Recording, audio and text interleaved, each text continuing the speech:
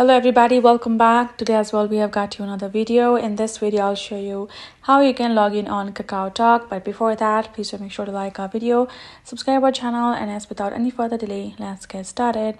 So for that, simply go ahead, open up your KakaoTalk app, and let's cancel this for a sec. Right, so now for me to log in, all I have to do is simply choose my country right over here, but you can search it up as well and add in your number and tap on OK. So for me, I have to simply receive a verification for me to make an account. If I don't want to create, then that will be it.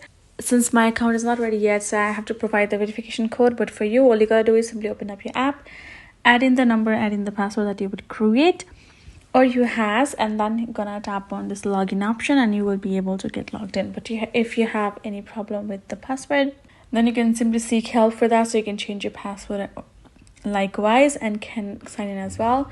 So basically, opening up your app and adding your number and password is the way for you to log in. But if you want to simply sign up, you can also go ahead, sign up to a new account as well. So hope this video helped. Thank you so much for watching. I'll see you guys in our next video.